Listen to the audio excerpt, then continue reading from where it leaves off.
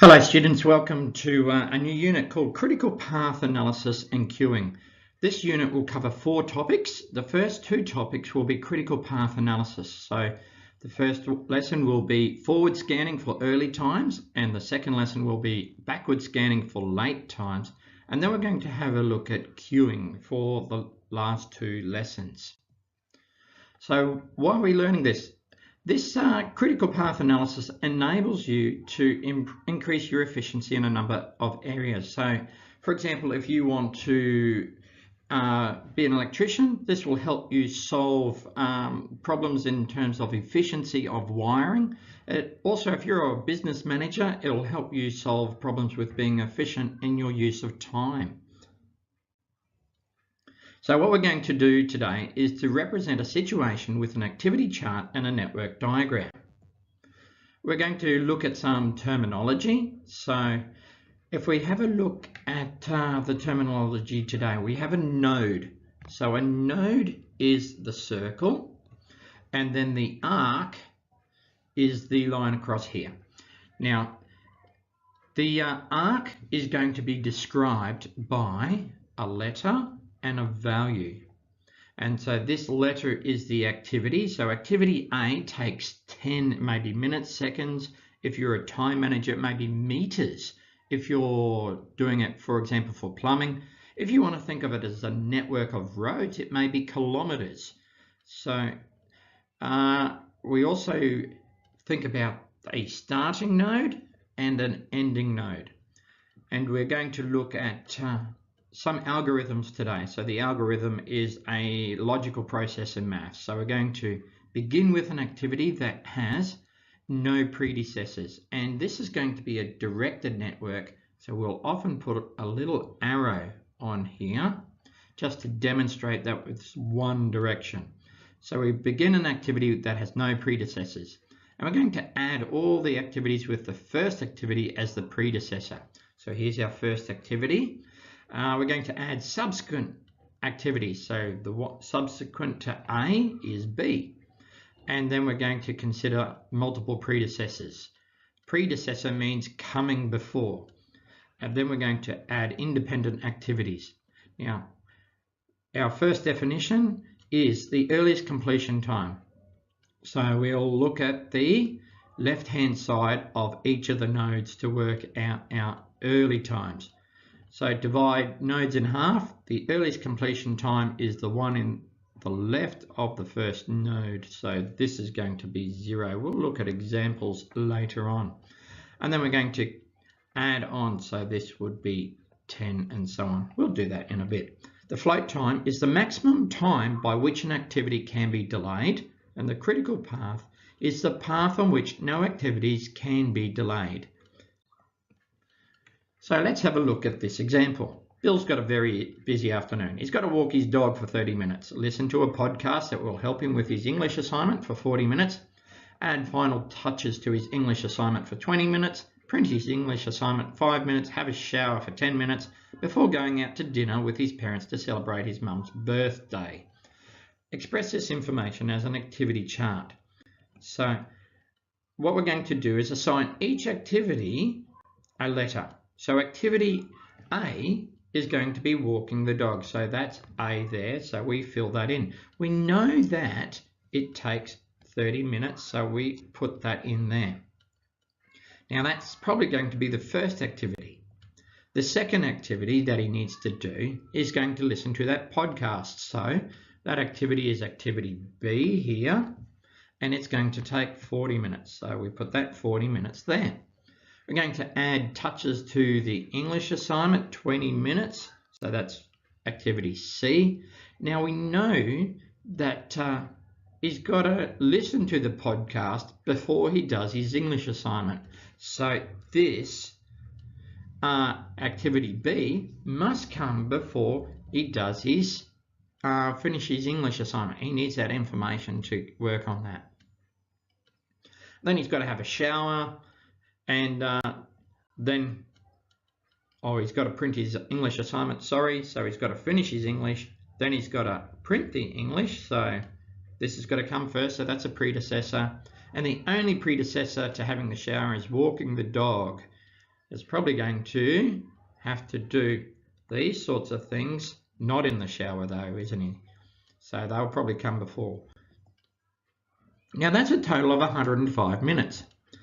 The point of an activity or critical path analysis is to see if we can multitask or multi-skill. That means we can be more efficient and decrease that time.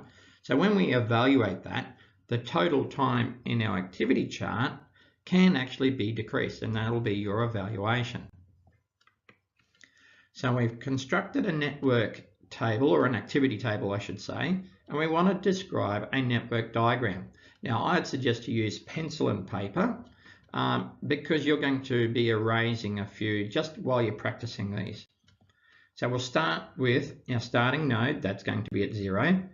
There's a second node. Now the first activity is walking the dog, and that takes 30 minutes. So it's more efficient just to write A, and then we're going to write 30. Now we're going to be listening to the podcast at the same time as walking the dog. If I want to consider this, I can have 10 minutes to spare really between A and B. So I could start my podcast 10 minutes before I actually start walking the dog. So the float time for activity A would be 10 minutes there.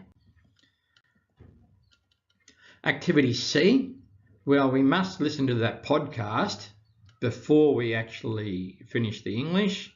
So we're doing activity C.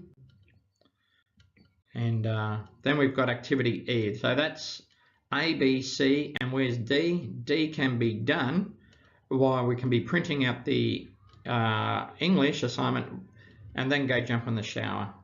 So we actually have a bit more efficient time. So I want to look at the critical path. We'll do this later, but 40 plus 20 plus 10, we're looking at the maximum times.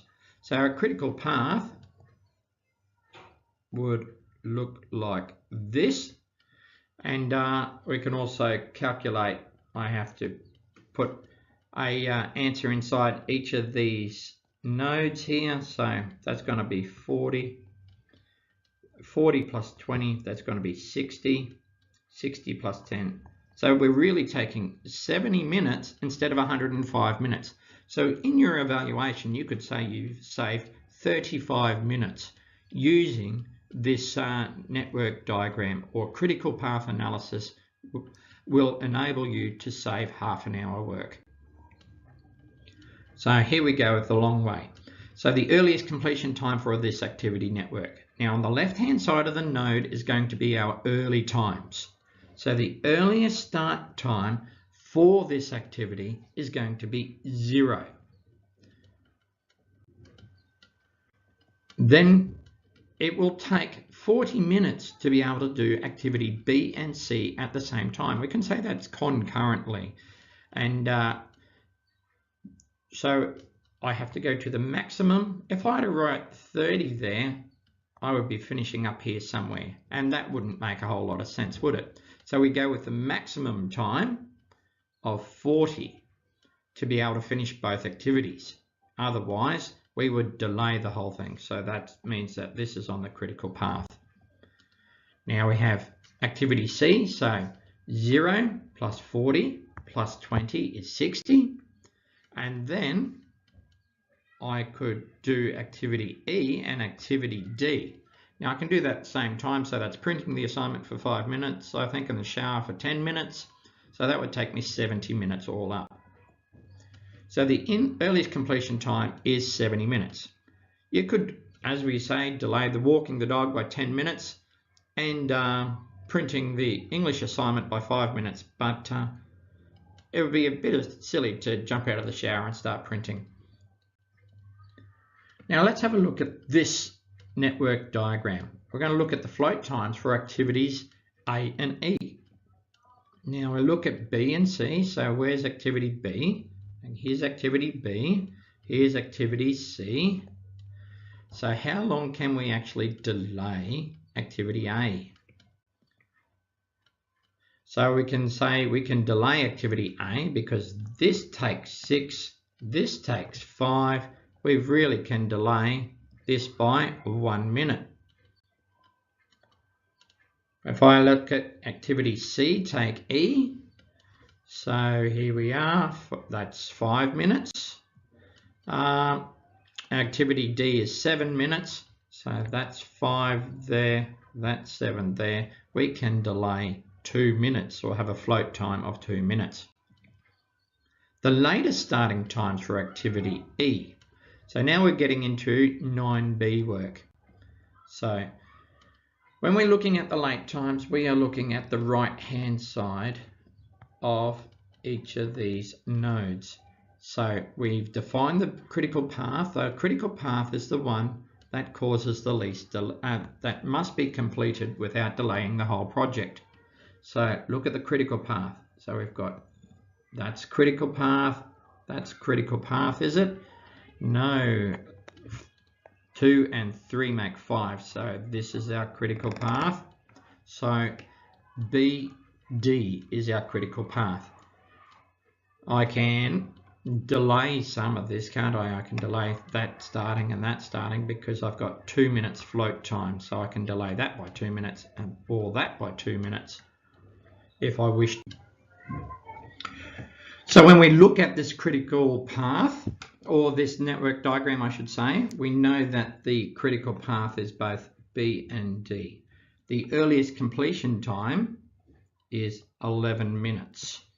And so this actually saves us quite a lot of time because we can save 2 plus 3 plus 5 minutes.